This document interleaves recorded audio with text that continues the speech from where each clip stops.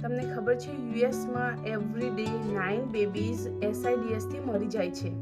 Yes, અને ઇન્ડિયામાં તો આ ડેટા અંડર રિપોર્ટેડ છે અને ઇન્ફન્ટ મોર્ટાલિટી રેટ એ યુએસ કરતાં ઘણો બધો વધારે છે. તો આ SIDS છે શું?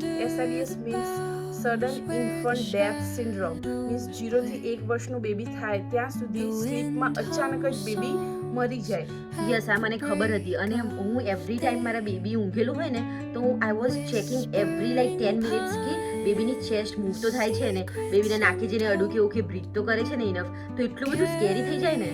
સાચી વાત. આ ડર તો બધા પેરેન્ટ્સને લાગતો જ હોય પણ કોઈ આના વિશે વાત જ નથી કરતું. એક્ઝેક્ટલી. તો આ SIDS ને પ્રિવેન્ટ કરવા માટે આપણે શું શું કરી શકીએ? તો એના માટે એક સિમ્પલ રૂટીન છે. એ રૂટીન આપણે ફોલો કરીએ તો મોટા ભાગનું બધું રિસ્ક આપણે અવોઇડ કરી શકીએ છીએ. તો પહેલી વસ્તુ છે સ્લીપ. જ્યારે નાના બેબીને સ્લીપ કરાવતા હોય તો બેક સ્લીપ કરાવવાનું, તો બેબી એને બેક ઉપર હોય સ્લીપ કરે ત્યારે. પછી બીજી વસ્તુ, જ્યારે બેબીને તમે સ્લીપ કરાવો તો બેડમાં મોમ જોડે નહીં, એને અલગથી બેબીનું ક્રીબ રાખવાનું, તો ક્રીબમાં સેફ સ્લીપ થાય. પ્લસ જ્યારે બેબી સૂતું હોય ત્યારે આપણને ન્યૂ મોમ હોઈએ તો આપણને બહુ શોખ હોય તો નવા સોફ્ટ બ્લેન્કી કાં તો ફ્લફી ટોય અને ટેડી બેર ને બધું આજુબાજુ મસ્ત ડેકોરેટ કરી રાખીએ.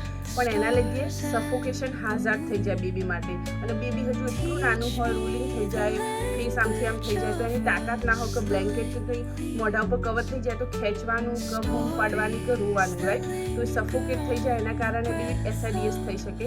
તો મેક શ્યોર કે બેબી જ્યારે સ્લીપ કરતું હોય ત્યાં કોઈ બી વસ્તુ આવું ફ્લફી ટોય કે કશું જ નહીં રાખવાનું. ફર્મ મેટ્રેસ હોય અને એકદમ ફિટેડ બેડશીટ હોય એ વાપરવાની, અને કોઈ જાતનું સોફ્ટ બ્લેન્કેટ કે કોઈ જાતનું ટોય મૂકવાનું નહીં.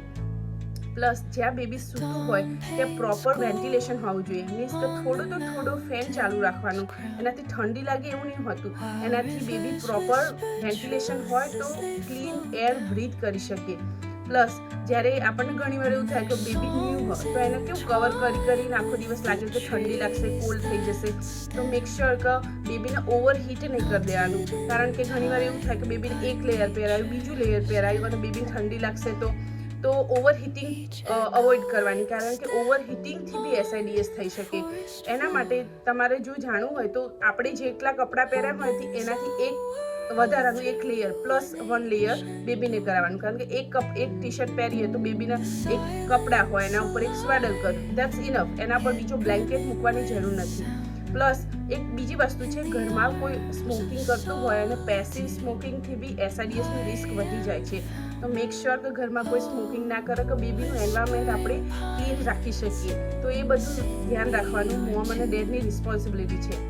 યસ, તો જ્યારે બેબી બોર્ન થાય ત્યારે એને એક્સપેન્સિવ ગેજેટ્સ કે કશીની જરૂર નથી. એને સેફ સ્લીપ બેઝિક્સ ક્લિયર કરવા વધારે જરૂરી છે. તો તમે આ બધા જે રિસ્ક કીધા એ ફેક્ટર ઓછા કરી શકો. Please save and share it with every new parent, અને આ અવેરનેસ સ્પ્રેડ કરવામાં અમને હેલ્પ કરો.